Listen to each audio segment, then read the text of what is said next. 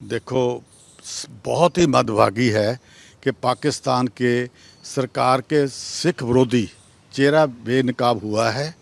फरुखाबाद में 125 साल पुराना गुरुद्वारा सिंह साहब को लैंड माफिया ने प्रशासन की मिलीभगती, उनकी गवर्नमेंट के एम्प्लॉइज़ की, उनके सरकारी मुलाजमों के साथ मिलकर लैंड माफिया ने उसको ढा दिया है, उसको डिमोलिश किया है। पहले तो पाकिस्तान सरकार ने गुरुद्वारा साहब को ऐतिहासिक माना था, ऐलान किया था, फिर सिखों की विरासत को तय तहरी कर देना, इससे बुरी घटना हो ही नहीं सकती। पाकिस्तान की इस घटना की पूरी दुनिया में, हम नहीं हैं, सारी दुनिया में इसका ठेस लगा है और सारी दुनिया में इसे बुरा मनाया गया है। ये बहुत बुरी हरकत है। हम ऐसी हरकत की सख्त शब्दों में निंदा करते हैं। हमारी सरकार जो है, पाकिस्तान सरकार को ऐसी हरकत में नरेंद्र मोदी जी कभी नहीं झेलेंगे। वो हमारे जो आदरणीय प्रधानमंत्री साहब हैं, उनका सिखों के लिए, खास करके गुरुद्वारों साहब के लिए, हमारे लिए हमेशा उनका एक बहुत बड़ा रिस्पेक्ट है, बहुत बड़ी इज्जत है। ये ऐसी हरकत को किसी भी कीमत पे बर्दाश्त नहीं किया जाएगा और पाकिस्तान सरकार को तुरंत दोषियों के खिलाफ सख्त कार्रवाई करने की हम पाकिस्तान के साथ टेकअप करेंगे। आप किस तरीके से आप देखते हैं पंजाब में जो लैंड पूलिंग एक्ट है उसमें काफ़ी अमेंडमेंट्स किए गए हैं कैबिनेट की तरफ से, उसको आप कैसे देखते हैं? पंजाब सरकार ने आज उस पर ब्रीफिंग भी की है। देखो, गल ये कि बात यह है कि पंजाब इस दफ़ा हर मुश्किलों में घिरा हुआ है। हड़ा में हमने आज ही कमेटी बनाई है। पंजाब के मुख्यमंत्री तो अभी सेहत बनाने के लिए चले गए, तो किसान सड़कों पे हैं, उनको बिजली नहीं मिल रही। 8-8 घंटे कहते थे, 7-7 दिन बिजली नहीं आ रही। मुलाजिम धरनों पे बैठे हैं, नौजवान टैंकियों पे चढ़े हुए हैं। बीबियां के साथ धोखा हुआ है, जो कहते 1000 रुपया देंगे या 1500 रुपया देंगे, वो इस महीने की वजह से 3 महीने आगे कर दिया। मुख्यमंत्री के पास विवादित इस चीज़ों का जवाब ही नहीं है। जो अकाल तख्त में गए थे, वहाँ पे कोई जवाब नहीं मिला।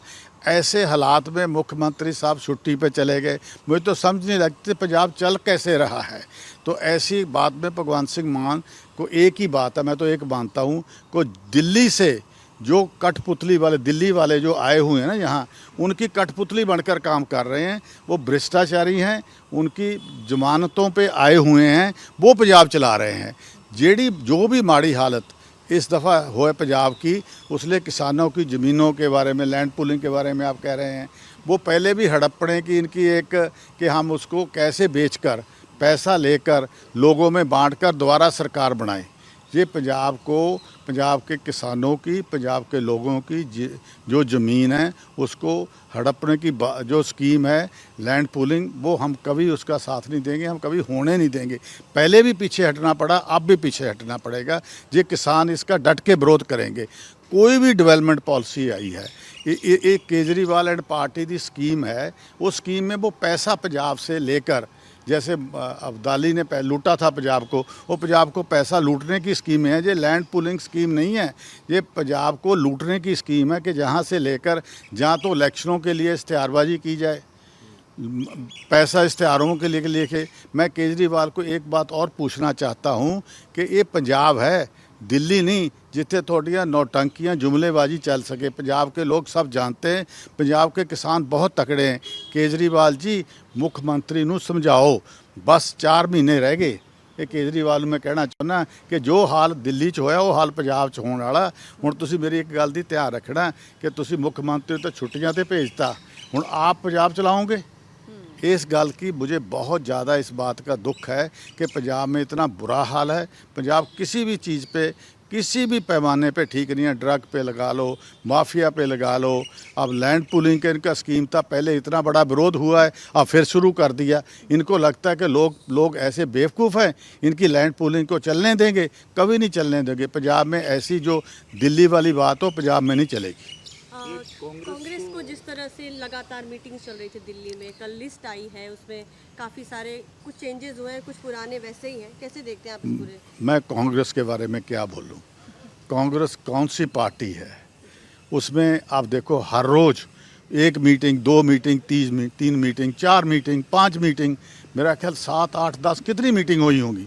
हर रोज़ मैं देखता था गाड़ियाँ जाती हैं, AICC आती हैं, अंदर जाती हैं, बाहर जाती हैं, लीडर आते हैं, फ़ोटो कैमरे के सामने आप लोगों के सामने आते हैं। आखिर में क्या निकला? कुछ नहीं निकला।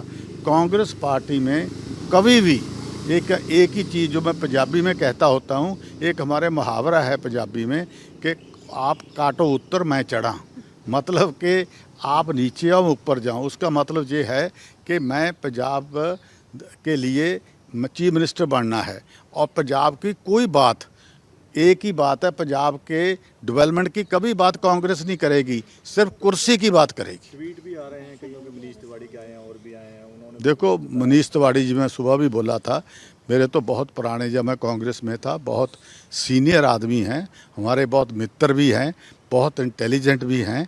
जो उन्होंने ट्वीट किया वो दुख का ट्वीट है। एक सीनियर आदमी हो और उसको पूछा ना जाए, जो उधर उसकी तुलना बीजेपी से करो। बीजेपी में मैं प्रधान बना, मुझे नहीं पता था कि प्रधान बना रहे हैं।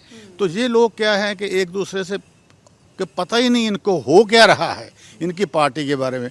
वैसे तो मेरा बनता नहीं किसी के बारे में बोलना, पर मैं ये कह रहा हूँ कि all is not well in Congress. स्वागत करेंगे जो आना चाहेंगे, अगर प्रगट सिंह भी नाराज चल रहे हैं, सुखजिंदर रंधावा, चन्नी जी, चन्नी भी all is welcome with us. मैं तो कहता हूँ सब आओ। मैं तो चन्नी साहब को पहले भी बोला था, ये नहीं कि चन्नी साहब को बोला था, तब भी यही क्लेश था। चन्नी साहब टीवी पे कह रहे थे कि हमारी बात नहीं पूछी जाती, दलितों को नहीं पूछा जाता। तो तब मैं चन्नी साहब को पूछा कि इस पार्टी में किसी को नहीं पूछा जाता। मेरे को भी निकाला गया था, कुछ चन्नी साहब को बोला था कि आप इधर आ जाओ ताकि हम रल के अपने सूबे की सेवा कर सकें।